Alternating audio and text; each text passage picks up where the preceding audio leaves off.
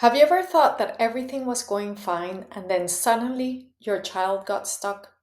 Maybe they did well at school, maybe they even graduated or were about to.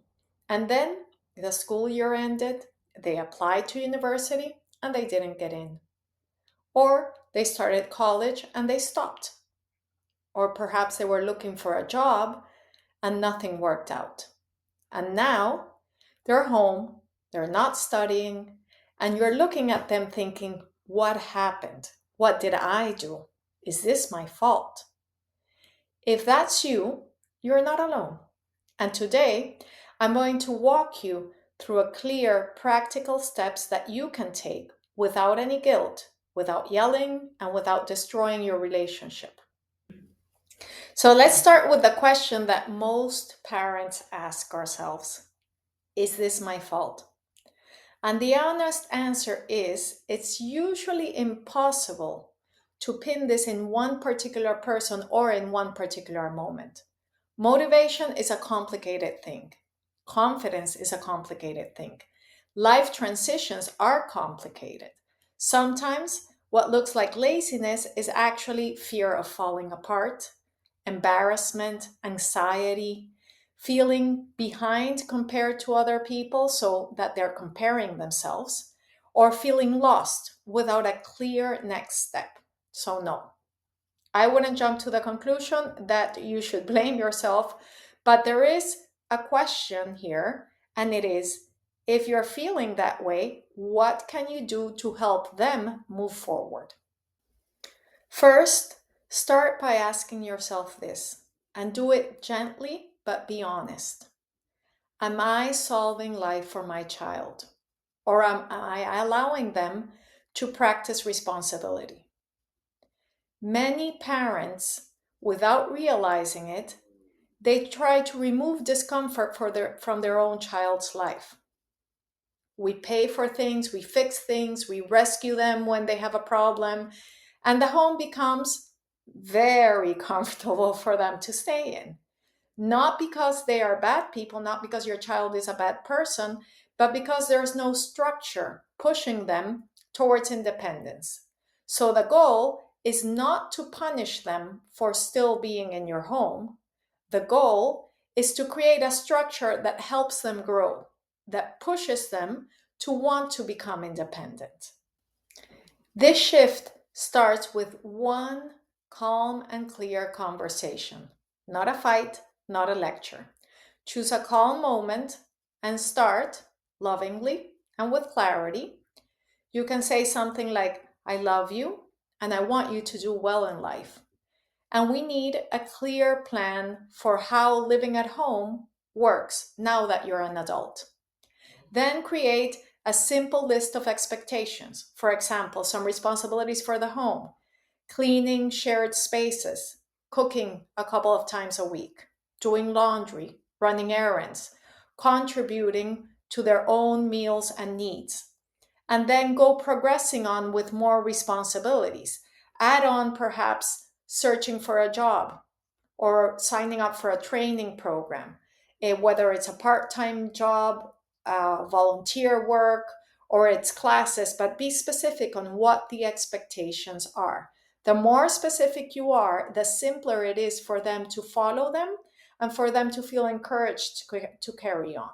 So keep it simple, keep it clear, and write it all down.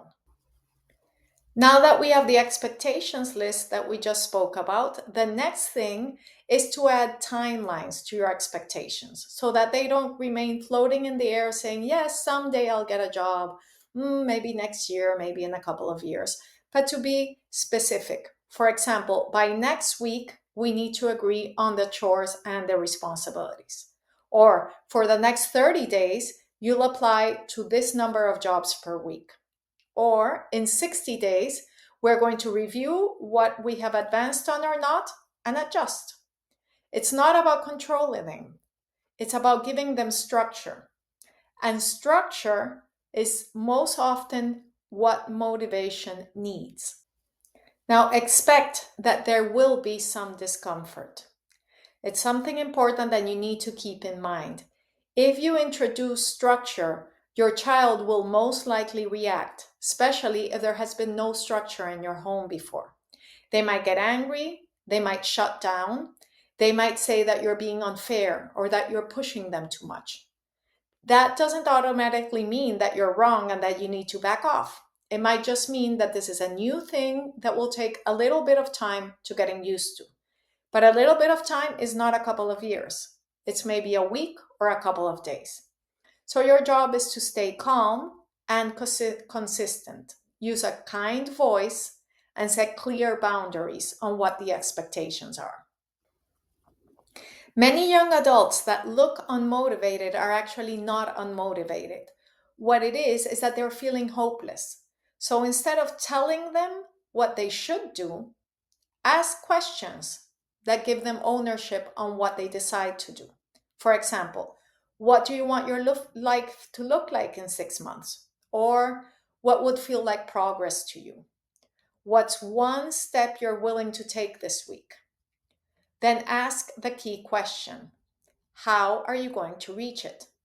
Have them make the plan of how they're going to reach their goal. Let them build the plan. Your job is to support the structure, not to do it for them. Do not tell them how to reach their goal. Let them figure it out by themselves. You have raised intelligent and capable beings that are able to create their own plans for the future if you give them a little push and a little initiative so that they will do it. Don't rescue your child as soon as they fail. Now, this is the hardest part for many parents because we forget that when we try and fail, it's actually a learning process. The first time you were learning to walk, you didn't just get up and start running right away. You got up and you fell. It's the same thing with our kids when they're trying to find their way in life. So if they fail, don't jump up immediately, because rescuing them teaches them that they don't need to learn. Someone else will fix it. Instead, you can say, okay, that didn't work. What did you learn? What will you do differently this week? Failure is not the enemy. On the contrary, failure is often the doorway to growth. So we want to encourage people even when they fail, in fact, even more when they fail, because that's a learning opportunity. If you're trying this and weeks go by and nothing changes, get outside support. You can get a coach, a therapist, a career counselor, a mentor, or have them sign up for a structured program.